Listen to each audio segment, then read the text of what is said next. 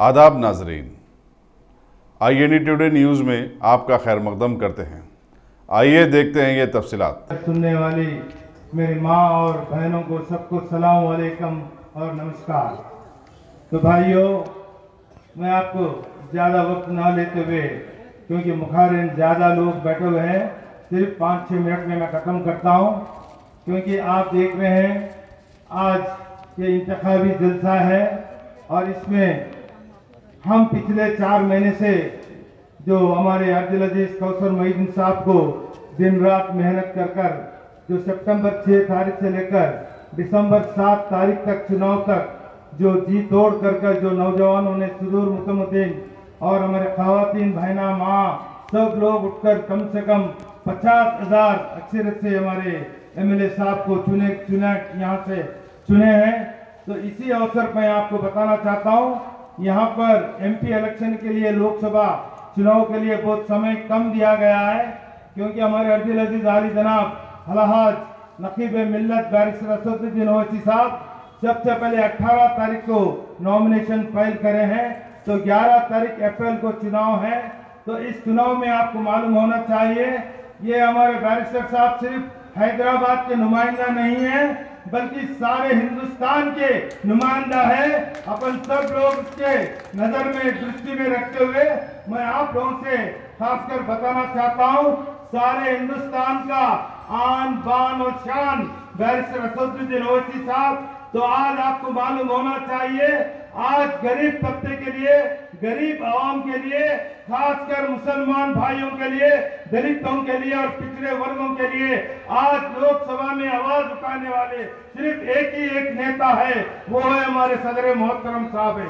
तो आप लोगों को मालूम है भाइयों, आज सारे हिंदुस्तान के अंदर कभी भी मुसलमानों पर हो या दलितों पर हो या पिछड़े वर्गों पर कभी भी अन्याय हुआ, कभी भी दुर्घटना हुआ, कभी कठिनाई हुआ, तो पार्लियामेंट में गूंज कर बात करने वाले किसी कोई माइका लाल को नहीं डर बताते हुए आज बात करने वाले शख्स सिर्फ बैरिस्टर असदुद्दीन ओवैसी साहब है।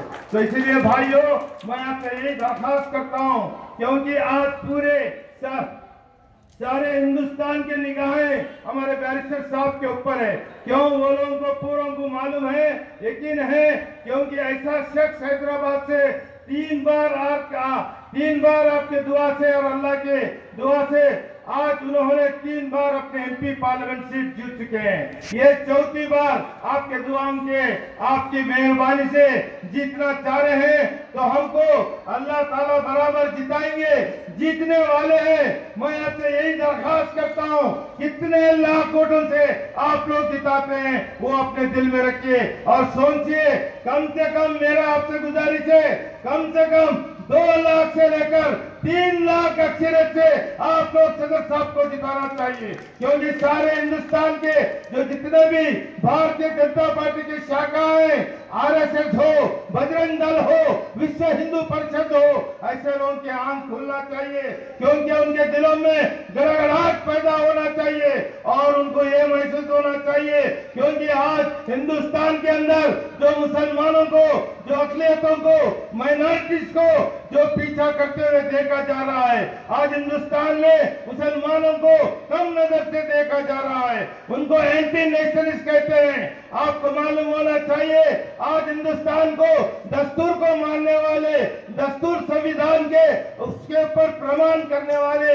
और कसम खाने वाले गवर्नर जैसे लोग कहते हैं, आज मुसलमानों को ताकीद करते हैं, चेतावनी देते हैं, अगर आप कमल के फूल को वोट नहीं डालेंगे तो आपको पाकिस्तान भेजा जाता है। और एक गवर्नर कहता है, अगर हिंदुस्तान में आपको रहना चाहते हैं, आप कमल के फूल को वोट डालना।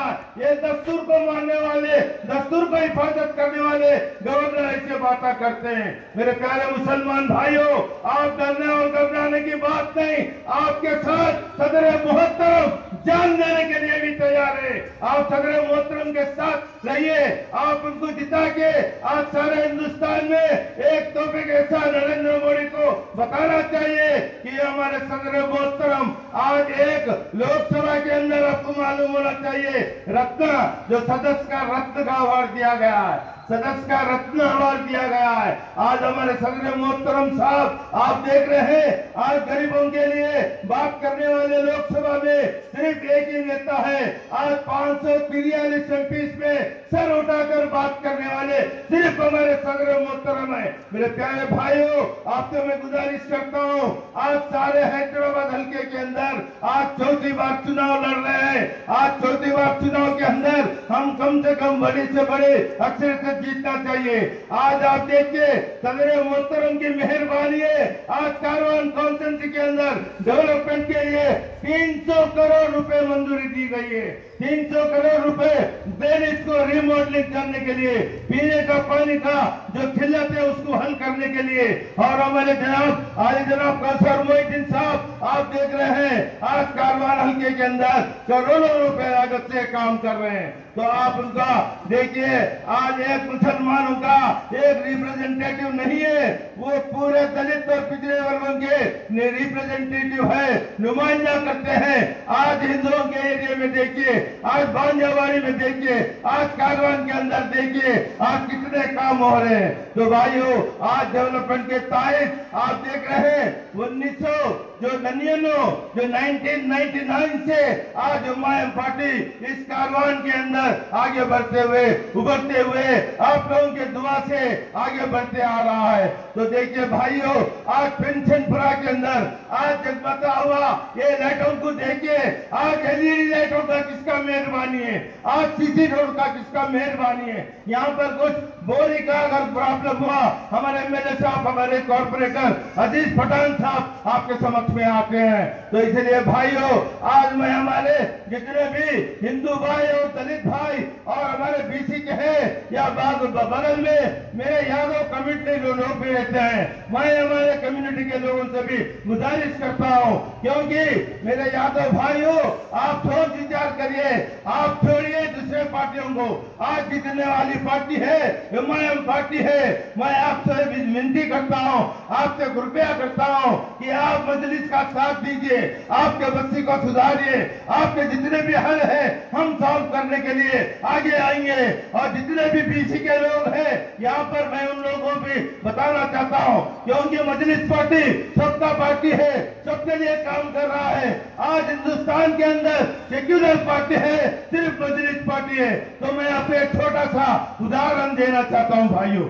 आज कारवान कॉन्स्टिट्यूंसी के अंदर जो कारवान डिवीजन है उसमें मेरे को एक कॉर्पोरेटर के हिस्से से एक टिकट दिया गया है। आप लोगों की दुआ से जहाँ पर 80% मुसलमान भाई रहते हैं वहां से मेरे को जिता कर लाए हैं। क्या ये सेक्युलरिज्म नहीं है क्या? एक हिंदू को, एक पीसी को आप लोगों के दुआ से जीत के आया। भाई मैं इससे मंच के ओर से भारतीय जनता पार्टी से चेतावनी करता हूं, अगर आप में दम है, अगर आपको सेक्युलरिज्म प्रूफ करते हैं तो आप जो दूर बैठे मुसलमान भाई को टिकट देकर जिताओ, हम देखेंगे आपको।